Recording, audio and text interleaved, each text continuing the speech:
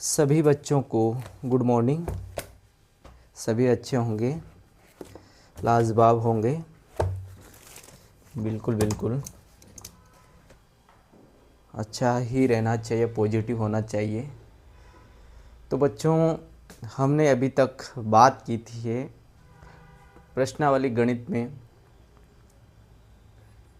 1.1 से लेकर 1.4 तक, जिसमें हमने बात की है अभाज्य गुणनखंड की विधि से सवालों को हल करना है। दूसरी चीज़ शांत और अशांत को पहचानना है, और साथ में दशमलव में बदलना, दशमलव रूप में बदला है। परिमेय और अपरिमेय की संख्या के बारे में जाना। बहुत अच्छे तरीके से समझ में आया होगा आपको, और आना चाहिए, क्यों गणित एक समझने वाला विषय है, नहीं कि रटने वाला है। तो बच्चों, आज हम बात करेंगे बहुपद प्रश्नावली प्रश्नावली 2.1। कौन सी? प्रश्नावली 2.1 बहुपद। प्रश्नावली 2.1 बहुपद। नाम से ही पता स्पष्ट हो रहा, बहुत है। बहु का मतलब होता बहुत प्लस पद,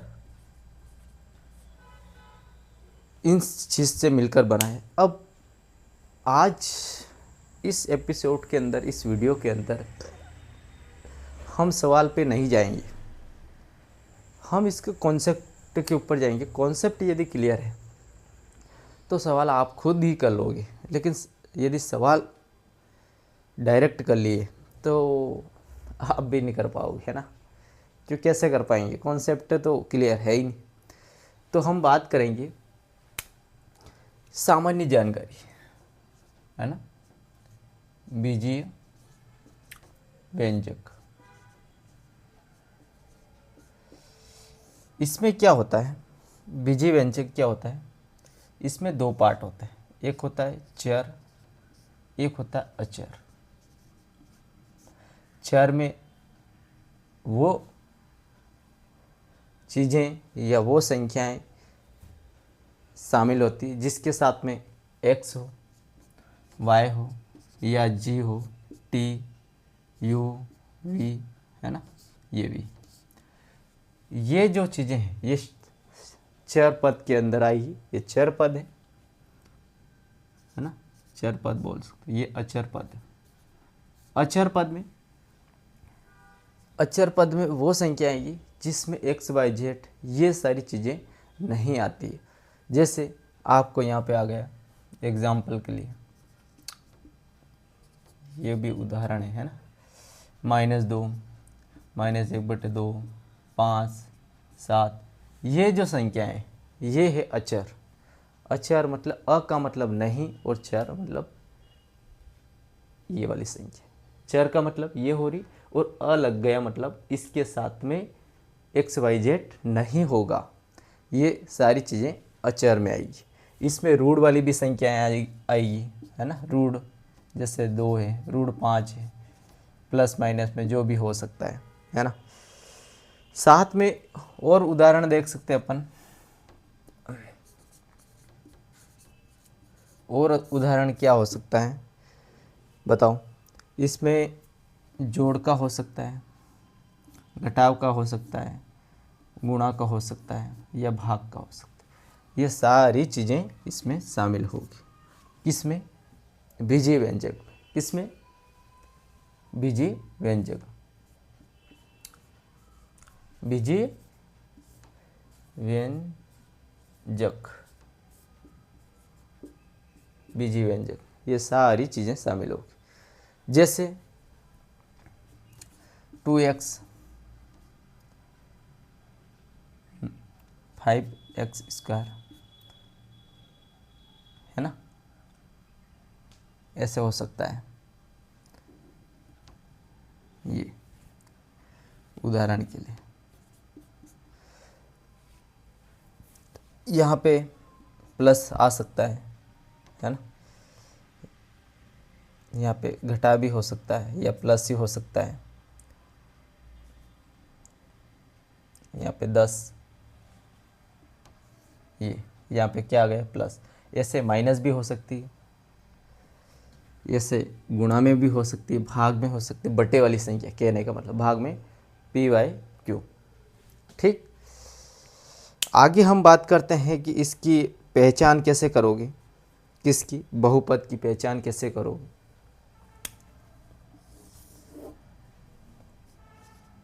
बहुपद की पहचान, जैसे आज आप हो, इंसान तो बहुत सारे हैं, सेम है, लेकिन उसकी पहचान कैसे करेंगे। नाम, पिता, गांव के नाम से, या फिर आप बोलो कि शक्ल के नाम से, फेस के नाम, फेस पे करते हैं 0.1%, लेकिन उसके नाम, पिता का नाम, गांव का नाम, ये सारी चीज़ें पहले मिलाई जाती हैं, आधार कार्ड संख्या वगैरह। उसी हिसाब से इसके बहुपद की पहचान करने के लिए हमारे पास 2 से 3 शर्त होगी। पहली शर्त तो जो होगी, उसके सीमित पद होने चाहिए। कितने होने चाहिए? पहली जो शर्त होगी, ये शर्त है, सीमित सीमित यानी ऐसी नहीं बहुत सारी संख्या लंबी चौड़ी नहीं, सीमित होनी चाहिए। सीमित पद या फिक्स पद। पहले क्या होगा? सीमित पद, जो भी है सीमित है। अपन कुछ सीमित डाटा के साथ में ही पहचान करते हैं, वैसे ही ये होना चाहिए। दूसरी चीज़, यहाँ पे वास्तविक हो, गुणज जो होगा वो वास्तविक होगा। गुणज जो होगा वास्तविक।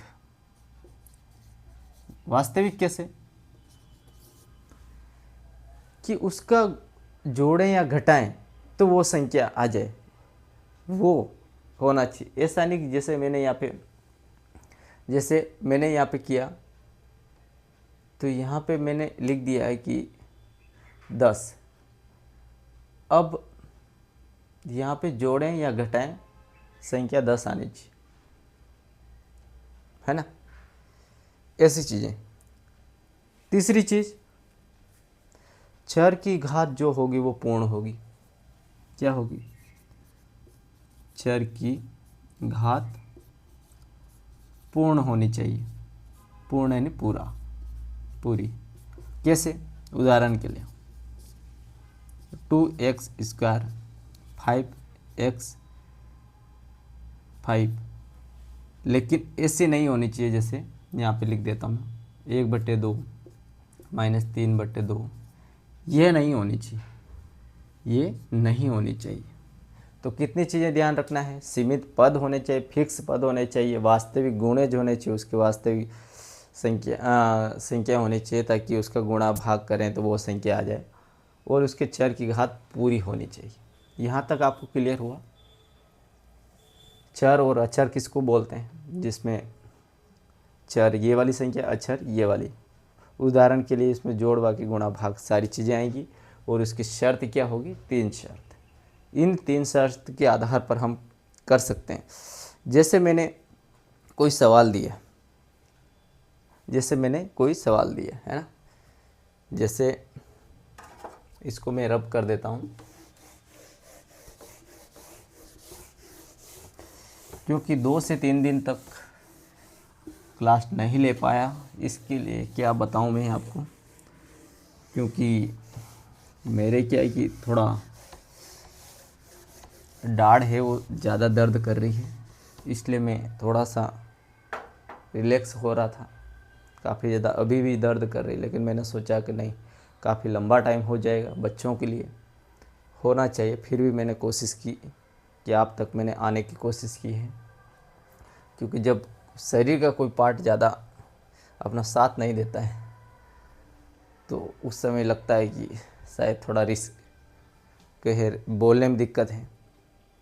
इसलिए मैंने सोचा है कि नहीं, थोड़ा रेस्ट करना चाहिए, है ना। तो फिर भी अभी दर्द कर रही, लेकिन मैंने कहा नहीं, आपका टाइम इम्पोर्टेंट है।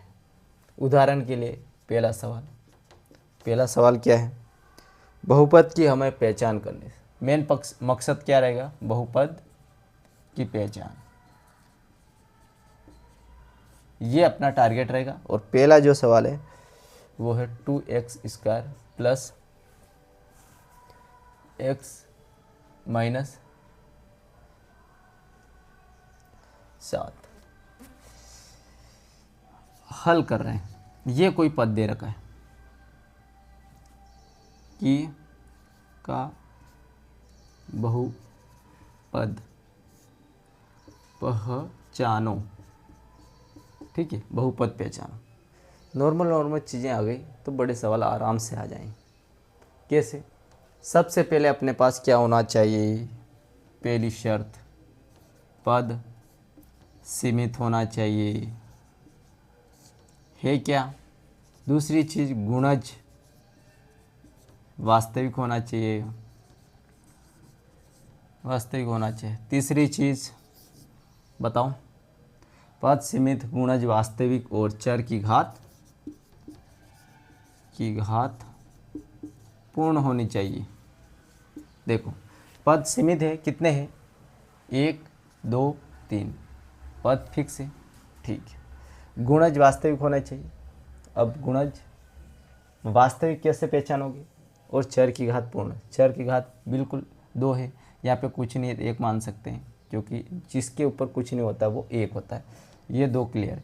अब गुणज वास्तविक है या नहीं, कैसे पता लगाओगे, बताओ कि गुणज वास्तविक है। वास्तविक कैसे, कि ये 2 और ये वास्तविक,